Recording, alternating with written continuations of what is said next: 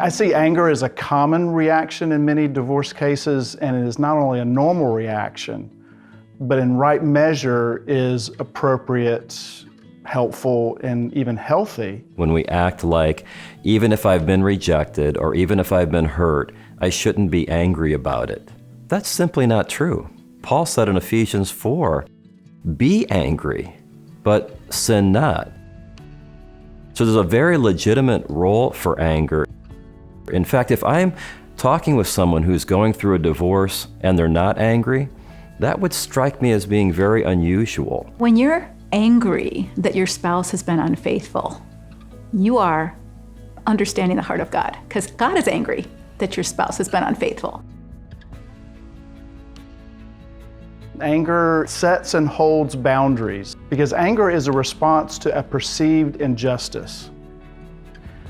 Anger says, that's not true. That's not right.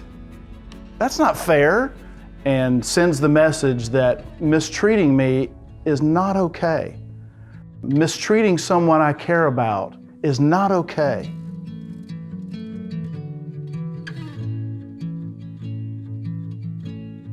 Anger in the Bible is energy that's given by God, and I can either use that energy productively to move toward Him and toward greater obedience even when it's hard, or I can use it destructively to harm others or even to harm myself. The question is, what am I going to do with the energy that anger provides?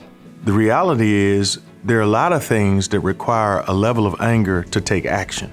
Like some things we're not going to do anything about until we get mad enough.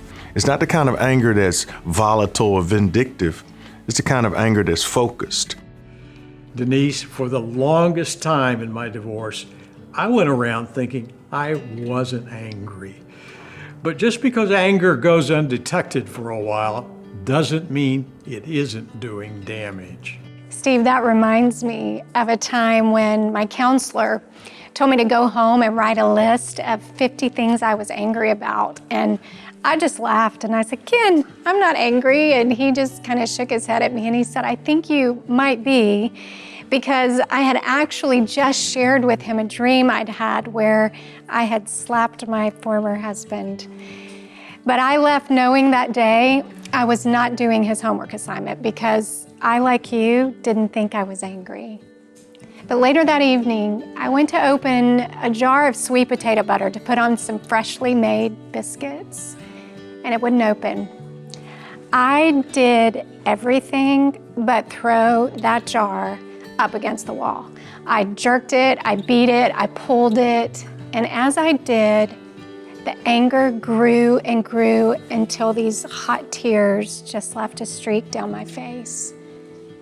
Because someone should have been there to open that jar. And it was then that I knew I was angry. And I went straight to my computer and I began to type out all of the reasons why, and I think I ended up with almost 100 instead of 50.